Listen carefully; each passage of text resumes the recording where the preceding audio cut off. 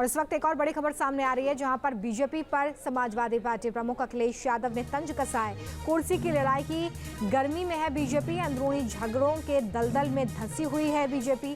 जनता के बारे में सोचने वाला बीजेपी में कोई नहीं है, ये बड़ी बातें कहते हुए बीजेपी पर निशाना साधा है अखिलेश यादव ने। बीजेपी पर सपा प्रमुख अखिलेश यादव ने यह करारे प्रहार किए हैं, जिसमें उन्होंने कहा कि दरअसल बीजेपी में कोई जनता के लिए सोचने वाला नहीं बचा हुआ है, क्योंकि कुर्सी की लड़ाई है ये और अंदरूनी झगड़ों के दलदल में बीजेपी लगातार फंसती चली जा रही है। और ऐसे में जनता का भला कैसे होगा, ये बड़ा सवाल और अहम सवाल खड़ा करते हुए अखिलेश यादव नजर आए।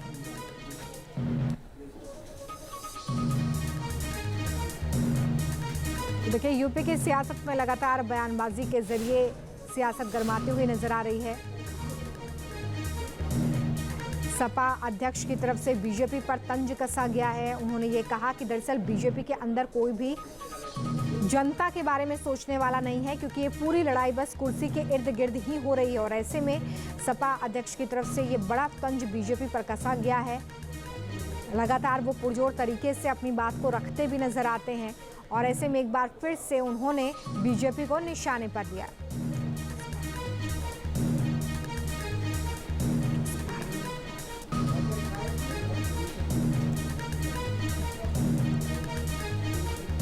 चलिए, इसी खबर पर ज्यादा जानकारी के साथ हमारे सहयोगी सैयद हमारे साथ जुड़ गए हैं लखनऊ से।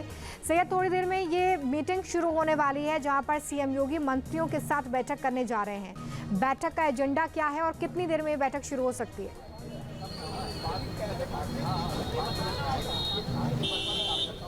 बिल्कुल, आपको बता दें कि देखिए, लगातार जो मंत्रियों का सीएम आवास के अंदर आने का दौर था वो शुरू हो चुका था और लगातार जो मंत्री हैं वो सीएम आवास के अंदर में आ भी रहे थे। लगभग सभी मंत्री सीएम आवास के अंदर पहुंच चुके हैं और अब से ठीक 5 या 10 मिनट के बाद जो सीएम की मीटिंग है मंत्रियों के साथ वो होती हुई नजर आनी शुरू हो जाएगी।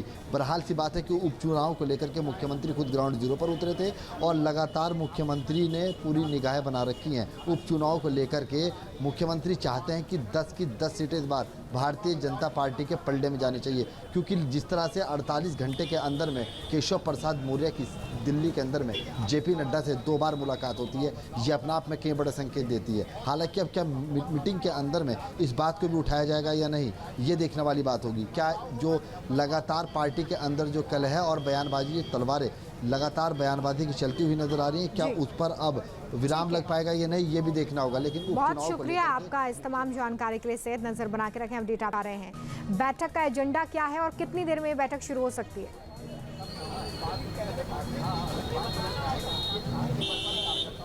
बिल्कुल, आपको बता दें कि देखिए, लगातार जो मंत्रियों का सीएम आवास के अंदर आने का दौर था वो शुरू हो चुका था और लगातार जो मंत्री हैं वो सीएम आवास के अंदर में आ भी रहे थे। लगभग सभी मंत्री सीएम आवास के अंदर पहुंच चुके हैं और अब से ठीक 5 या 10 मिनट के बाद जो सीएम की मीटिंग है मंत्रियों के साथ वो होती हुई नजर आनी शुरू हो जाएगी।